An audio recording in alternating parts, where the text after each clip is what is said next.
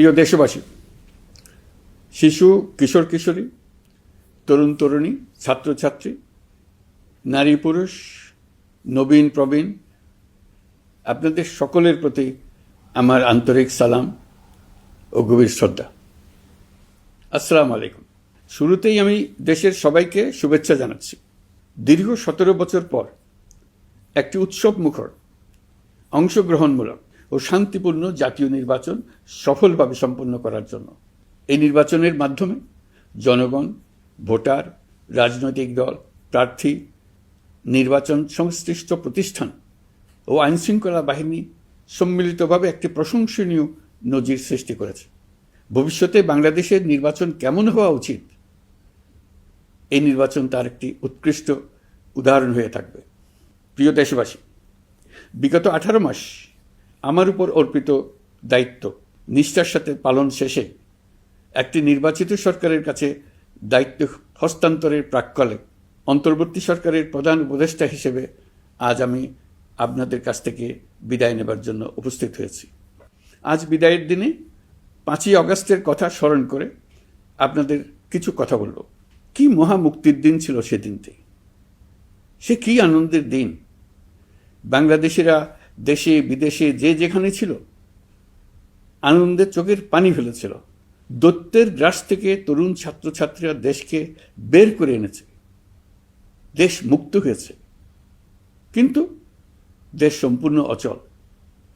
এই অচল দেশটিকে কিভাবে সচল করা যাবে সেটা ছিল সবার মনে।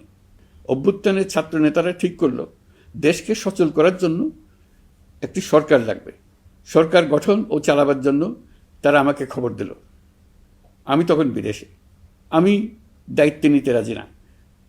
তারা জাতির প্রতি কর্তব্য পালনের কথা বলে আমাকে রাজি করালো। 18 মাস পর এখন আমার যাওয়ার পালা। আমি আজ আমার কাজ হতে বিদায় নিতে আপনাদের সামনে এসেছি। আমাদের প্রথম কাজ ছিল দেশকে সচল করা। এটি ছিল সবচেয়ে কঠিন কাজ। যারা দেশকে লুটে পুটে খেত তারাই দেশের এই যন্ত্র চালাতো।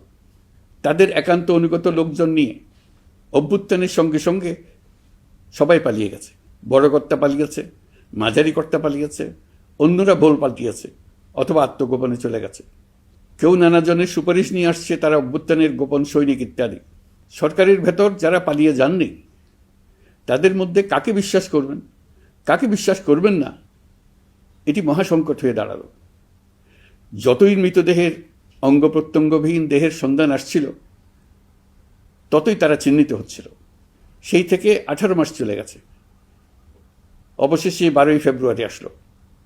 1.5 যুগ পরে দেশে একটি জাতীয় নির্বাচন এবং ব্যাপক সাংবিধানিক পরিবর্তনের জন্য সর্বসম্মত জুলাই সনদের উপর গণভোট অনুষ্ঠান হলো। এই নির্বাচনে উৎসবমুখর পরিবেশ, দেশের সর্বত্র একটা ঈদের পরিবেশ ছিল যা আমাদের ইতিহাসে স্মরণীয় হয়ে থাকবে। এই প্রতিদ্বন্দ্বিতামূলক নির্বাচনে যারা জয়ী হয়েছেন তাদের আমি অভিনন্দন জানাচ্ছি। যারা পরাজিত হয়েছেন তাদেরকেও আমি অভিনন্দন জানাচ্ছি। হার জিতেই হলো গণতন্ত্রের সৌন্দর্য। যারা জয়ী হয়েছেন তারা মোট ভোটের প্রায় অর্ধেক পেয়েছেন। যারা জয়ী হতে পারেননি তারাও মোট ভোটের অর্ধেক পেয়েছেন।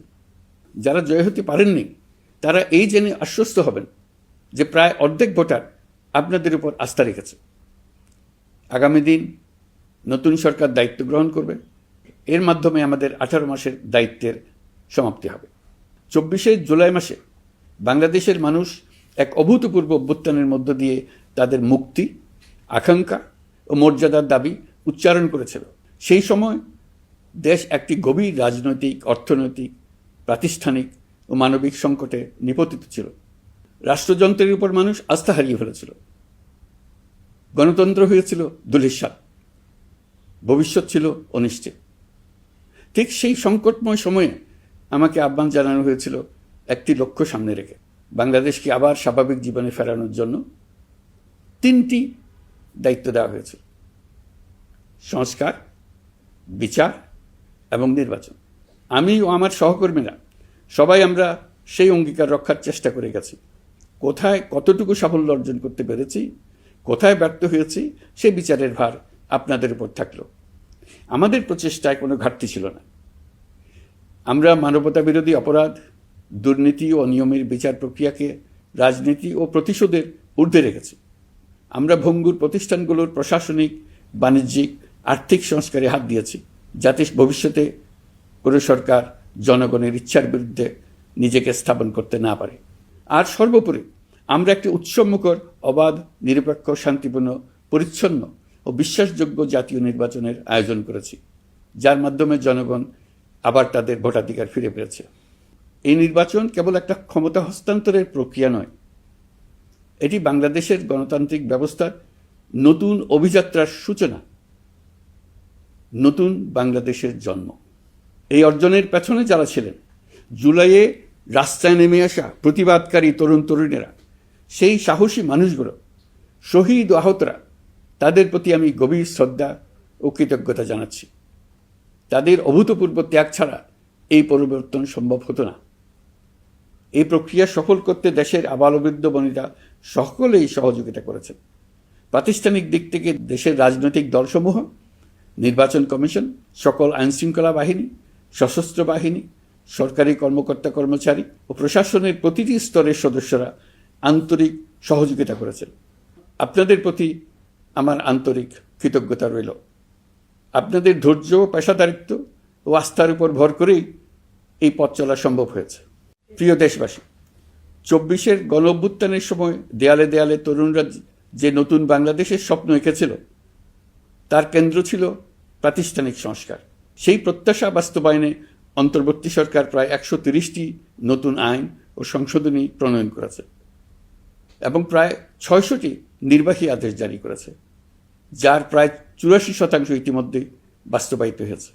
এই সংস্কারসমূহ নাগরিক অধিকারকে সংহত করেছে, বিচার ব্যবস্থাকে শক্তিশালী করেছে এবং গুম, খুন ও বিচার বহির্ভূত হত্যার সংস্কৃতি যেন আর কখনো ফিরে না আসে সেটা নিশ্চিত করেছে। আমরা দায়িত্ব গ্রহণের সময় দেশের আইনশৃঙ্খলা পরিস্থিতি ছিল অত্যন্ত ভঙ্গুর। থানাগুলো ছিল পুলিশশূন্য, জনগণের মধ্যে আস্থার বদলে ভয় ও শঙ্কা তৈরি হয়েছিল। ধাপে ধাপে আমরা সেই অবস্থার পরিবর্তন ঘটিয়েছি। আজ পুলিশ আর মারণাস্ত্র ব্যবহার করে না, বেআইনিভাবে কাউকে তুলে নিয়ে যায় না, বন্দুকযুদ্ধের নামে হত্যা করে না, পুলিশ ও গোয়েন্দা বাহিনীর ভয়ে কাউকে ডিলিট বাটন চাপতে হয় না। জনবান্ধব ও জবাবদিহিমূলক বাহিনী হিসেবে গড়ে তোলার লক্ষ্যে পুলিশ কমিশন অধ্যাদেশ 2025 প্রণয়ন করা হয়েছে। বিচার বিভাগকে স্বাধীন ও শক্তিশালী করতে পৃথক সচিবালয় গঠন, বিচারক নিয়োগের স্বচ্ছ কাঠামো এবং দেওয়ানি ও ফৌজদারি আইনে যুগান্তকারী সংস্কার করা হয়েছে। সেপারেশন অব জুডিশিয়ারির জন্য মাজদার হোসেন মামলার রায় আমরা বাস্তবায়ন করে গেলাম। গুমকে মানবতার বিরুদ্ধে অপরাধ হিসেবে স্বীকৃতি দিয়ে আন্তর্জাতিক অপরাধ ট্রাইব্যুনাল আইন সংশোধন করা হয়েছে। বিচার প্রক্রিয়াকে স্বচ্ছ করতে রায় সরাসরি সম্প্রচারের সুযোগ, বিদেশি আইনজীবী নিয়োগ এবং অন্তর্বর্তী আপিলের বিধান যুক্ত করা হয়েছে।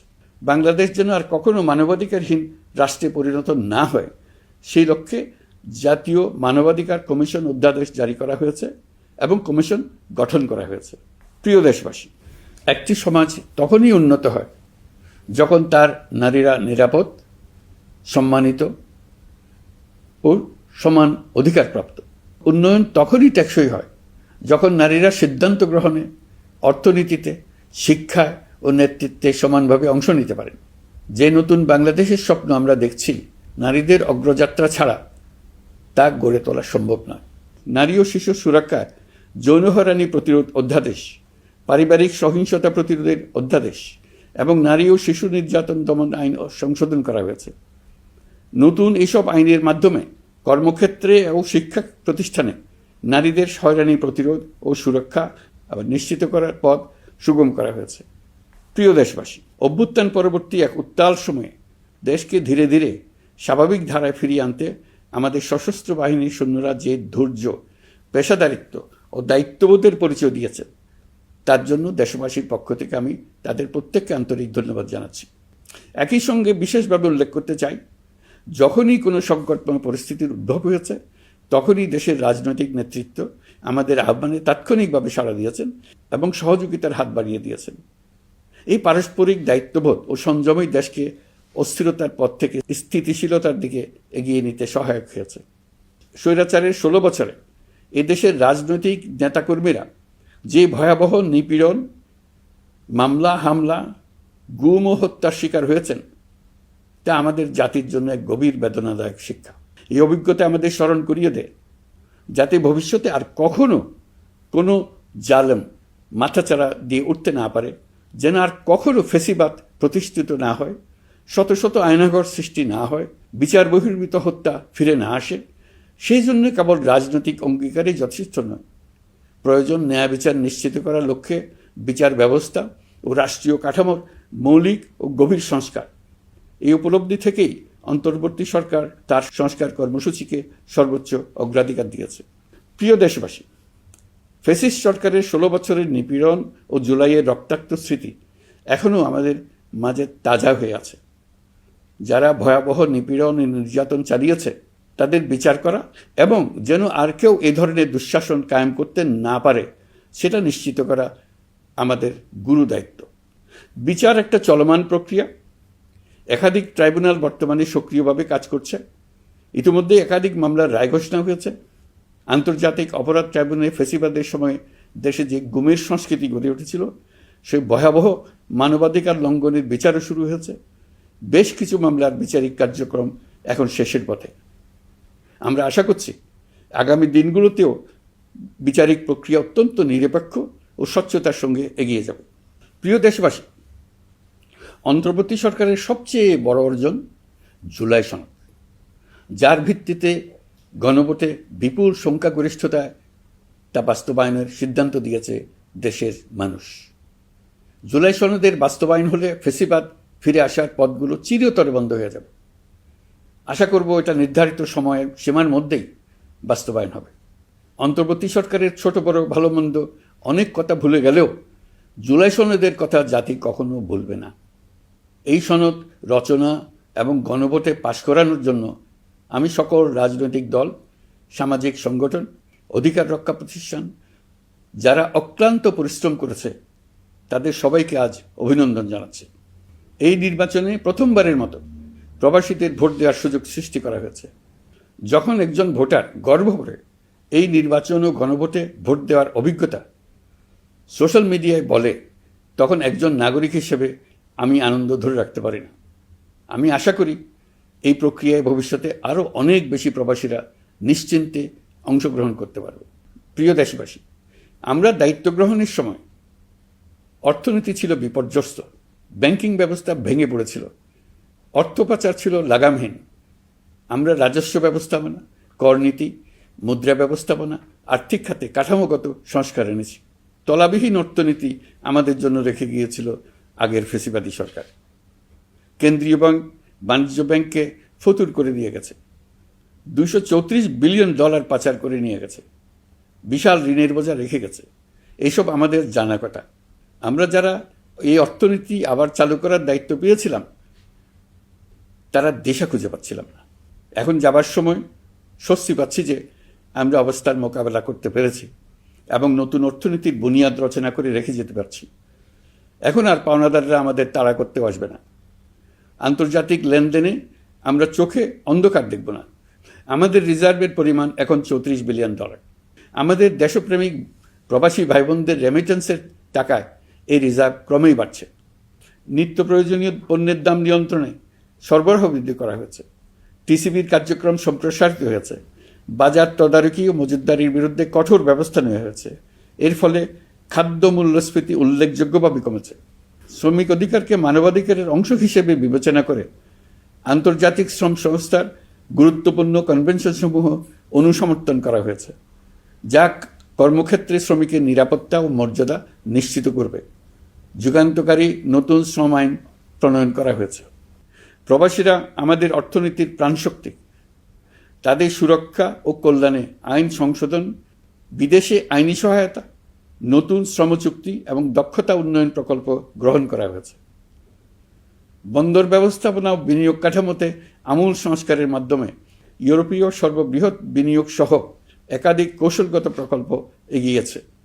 ব্লু ইকোনমির সম্ভাবনা কাজে লাগাতে গভীর সমুদ্র বন্দর, মৎস্য ও আধুনিক টাউনশিপ উন্নয়নে নতুন কর্তৃপক্ষ গঠন করা হয়েছে। প্রিয় দেশবাসী, পররাষ্ট্রনীতিতে বাংলাদেশের সার্বভৌমত্ব, জাতীয় স্বার্থ ও দেশের মর্যাদা, এই তিনটি মূল ভিত্তি আমরা দৃঢ়ভাবে পুনরুদ্ধার করতে সক্ষম হয়েছি। নতজানুক পররাষ্ট্রনীতি কিংবা অপর দেশের নির্দেশনা ও পরামর্শ নির্ভর বাংলাদেশ এখন আর নয়। আজকের বাংলাদেশ নিজের স্বাধীন স্বার্থ রক্ষায় আত্মবিশ্বাসী, সক্রিয় ও দায়িত্বশীল।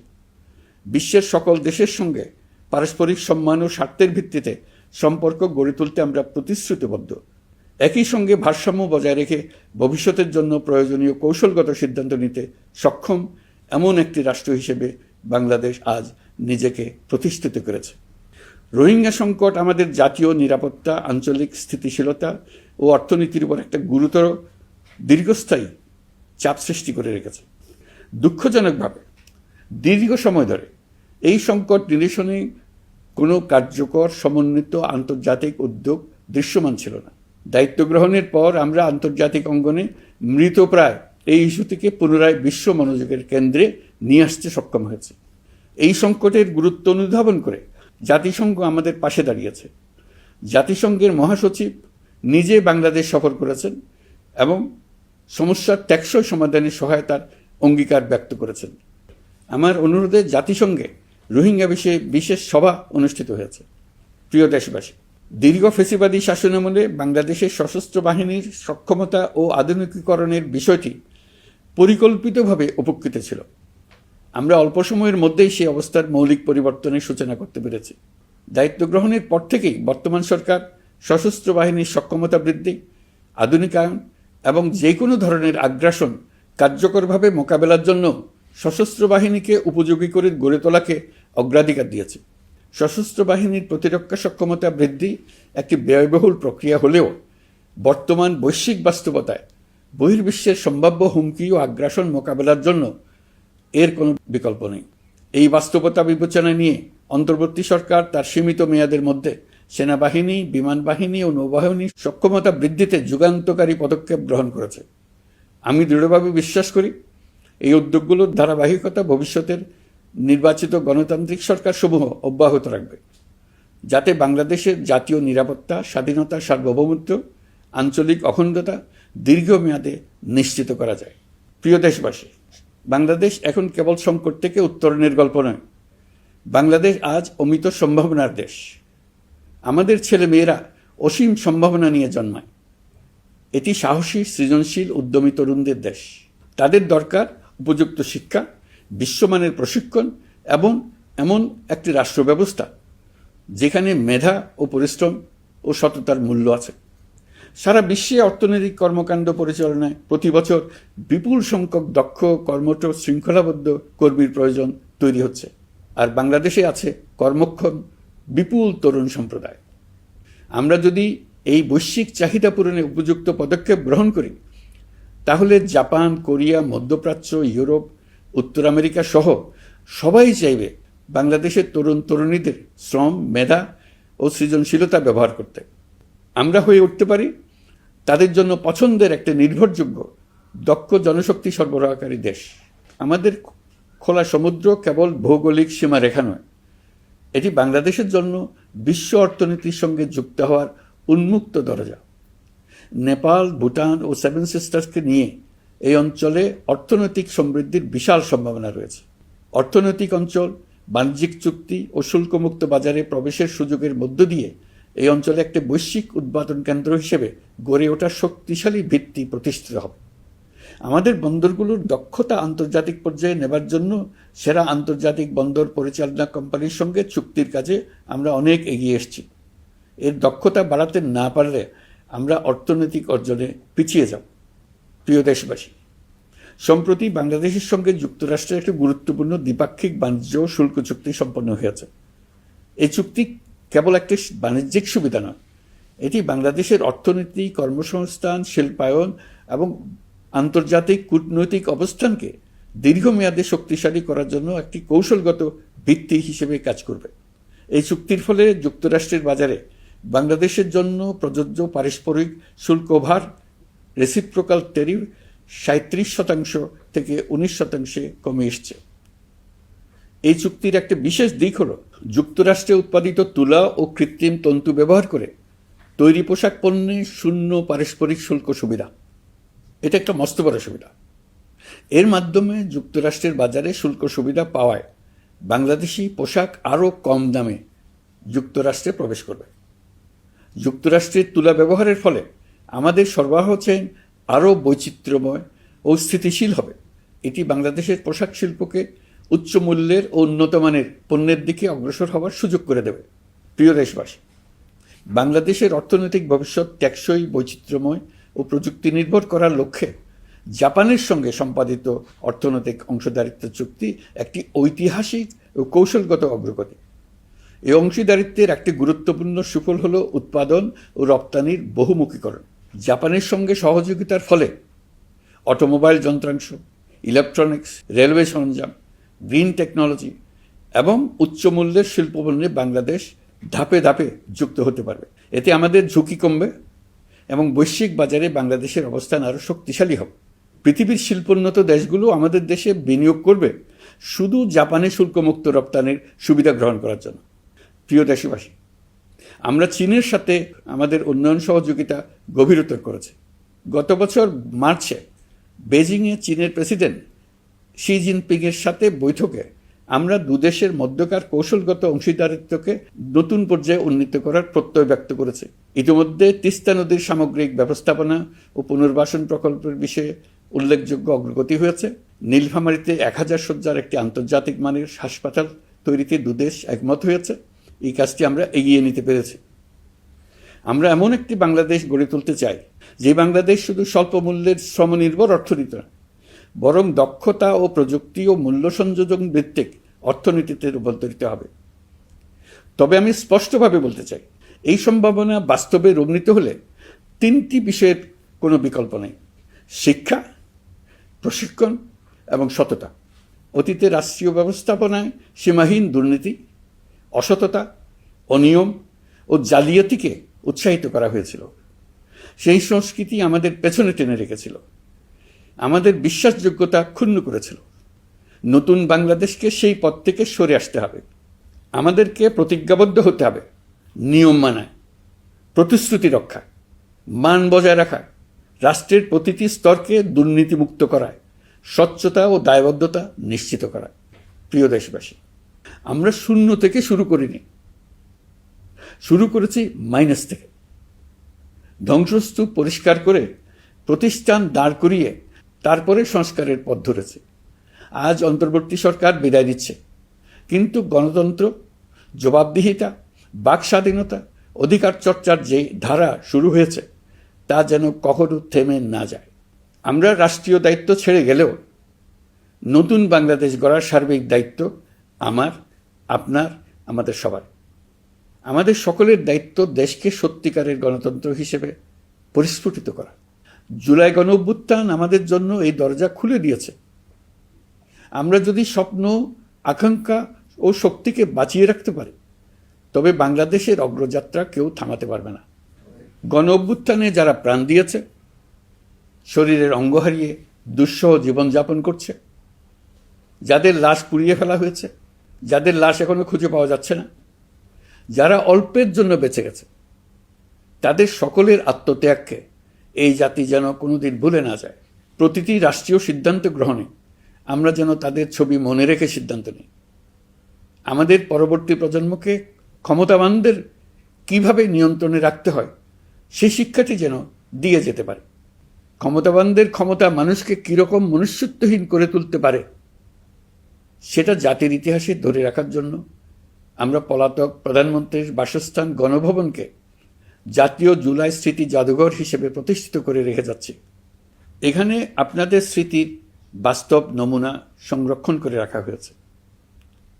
জাদুঘর যখন জনসাধারণের জন্য খুলে দেওয়া হবে, তখন আপনি যেখানেই থাকুন, দেশে থাকুন, বিদেশে থাকুন, আমি অনুরোধ করব আপনি সপরিবারে একবার এসে কিছুক্ষণ জাদুঘরে কাটিয়ে যাবেন। প্রিয় দেশবাসী, আসুন আমরা এমন একটি বাংলাদেশ গড়ি যেখানে সম্ভাবনা সীমাহীন আর স্বপ্নের কোনো সীমানা নেই। গত 18 মাসে ক্রমান্বয়ে এদেশের মানুষের মধ্যে গণতন্ত্র, একটি কল্যাণমূলক শাসন ব্যবস্থা, বাক স্বাধীনতা, ক্ষমতাকে প্রশ্ন করতে পারা, সমালোচনা করতে পারা, জবাবদিহিতায় আনতে পারার যে চর্চা শুরু হলো, উৎসবমুখর পরিবেশে নির্বাচন আয়োজন করে জনগণের অধিকার নিশ্চিত হলো, এই ধারা যেন কোনো রকমেই হাতছাড়া হয়ে না যায়। আমি বিশ্বাস করি বাংলাদেশের আপামর জনসাধারণ এবং সকল রাজনৈতিক পক্ষ ইস্পাত কঠিন ঐক্যের মাধ্যমে এই ধারাকে আগামী দিনগুলোকে রক্ষা করবে, সমৃদ্ধ করবে। অধিকারের বিষয়ে, দেশের স্বাধীনতা সার্বভৌমত্বের বিষয়ে পরবর্তী প্রজন্মের জন্য একটি সুন্দর বাংলাদেশ গড়ে তোলার প্রত্যয়ে দৃঢ় থাকতে হবে। দলমত, ধর্ম, বর্ণ, নারী পুরুষ নির্বিশেষে সবাইকে আহ্বান জানাই একটি ন্যায়ভিত্তিক, মানবিক ও গণতান্ত্রিক বাংলাদেশ গড়ে তোলার সংগ্রাম অব্যাহত রাখতে। এই আহ্বান জানিয়েই আমি অত্যন্ত আশাবাদের সঙ্গে আজ আপনাদের কাছ থেকে বিদায় নিচ্ছি। দেশের শিশু, কিশোর কিশোরী, তরুণ তরুণী, ছাত্রছাত্রী, নারী পুরুষ, নবীন প্রবীণ, আমার দায়িত্ব থেকে বিদায় নেবার এই প্রাক্কালে আপনাদের সকলের প্রতি আন্তরিক ধন্যবাদ জানাচ্ছি। আমার জন্য দোয়া করবেন। মহান আল্লাহ আমাদের সকলের সহায় হন। আল্লাহ হাফেজ। Don't forget to like, share and follow Awaz BD on Facebook, YouTube and Instagram. For breaking news and more, head over to www.awazbd.us.